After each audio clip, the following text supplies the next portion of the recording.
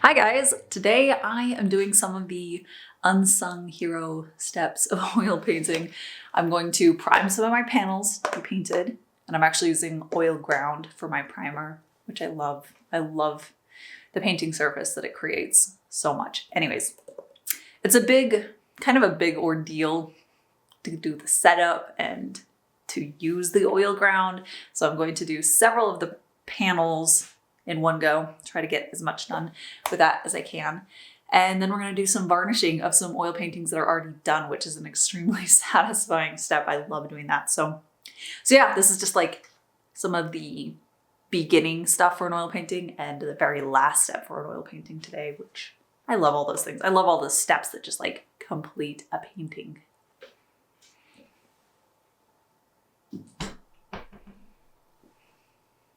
But this is the ground that I'll be using. I use Gamblin Oil Ground. And you mix it with Gamsol to get the right consistency. And both of these are really fumy and toxic. So I'm going to do it in my garage with a respirator mask on to protect my lungs. So let's go and do that right now. So I moved over to my garage. Like I said, this stuff is very fumy and toxic. And since I want to be painting for years and years and years to come, hopefully, I want to make sure that I'm following very safe protocol when I'm working with my oil paints.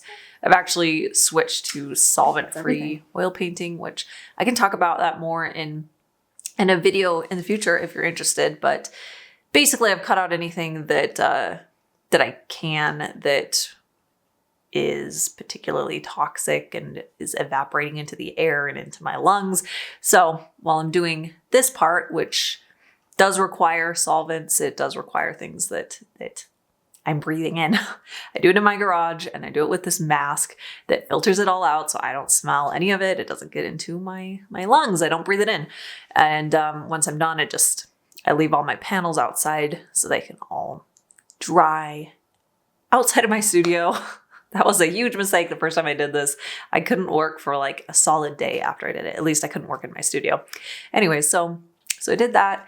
I had a spare like totally blank card, which was very convenient. I used that for my little squeegee to spread out the ground. I keep getting primer and ground, and I keep getting them all mixed up in my head. But it is oil ground, but I use that to mix it up, and I also used it to spread it on my panels. And this is actually a really, really satisfying step. I love doing this. I had a show going on my iPad out there. I had a little heater that was warming me up since it's freezing where I'm at right now. And it was not too bad. I could just relax and prep a bunch of panels. I think I did 8 in this session, which was awesome. And yeah, now they're just sitting out there waiting to finish drying and curing. With the oil ground, it does recommend that you let it completely dry for, I've seen some sources say 4 days, others say a week.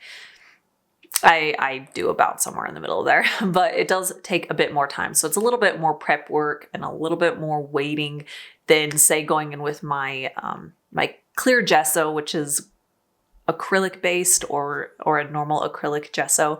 So by no means is this step necessary, at least doing it with oil ground and making it this big ordeal. You could just go in with clear gesso like I used to do. It's much faster. You can just do it in your studio and you can paint on it right away. So it has a lot of benefits. I just really wanted a much smoother surface and I wanted to try out oil ground, and I'm really happy with this solution. And we can move on to doing some varnish. I love varnishing paintings so much. It's so pleasant. The varnish just really brings the magic back to the oil painting. So there's a lot of things, and not all of them I understand, but there's a lot of components that can affect whether different areas of your painting dry more matte or more glossy. I know that some pigments are a little bit more glossy or matte compared to others, and also how much medium you mix in and what mediums you're mixing in can all impact that. So at the end of an oil painting, you could have a painting that has some patches that are glossy and rich looking and others that look really flat and dull. And some of those can be like in the same color. I've noticed that like patches of things that I painted have patches of dullness, and varnish is the way to fix that, or one of the ways to fix that. So this helps equalize the gloss of the paint underneath. So it just brings those dull areas up to a glossy level. If you're using gloss, there's a few different finishes for varnish. I like to use the gloss. I find that it's a little bit more saturated and rich in the contrast, whereas like the matte varnishes tend to be a little bit more dulling to the colors, and the blacks aren't as deep black. And I really, really want that. That's one of the big benefits for me with painting in oils, is that I can get just like that black color. But anyways, so yes, I use the gloss, so it brings everything to the same level of gloss, and it protects the painting, and it brings to life the colors too. There's just something really magical about wet oil paint, and for the most part, it preserves that saturation. Once it's dry, it looks pretty close to what it was when you're actually painting it, but there's still just a little bit of like luminosity and a little bit of saturation that's lost when the oil paint dries, and the varnish just like makes it look instantly like it's still wet. It just is so magical. I love this step. I love watching it just transform into this rich, magical painting.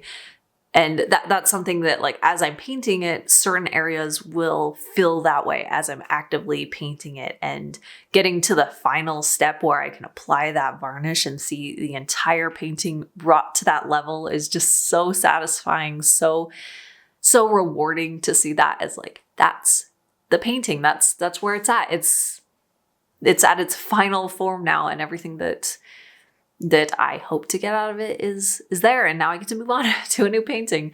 The varnish that I do use is from Gamblin as well.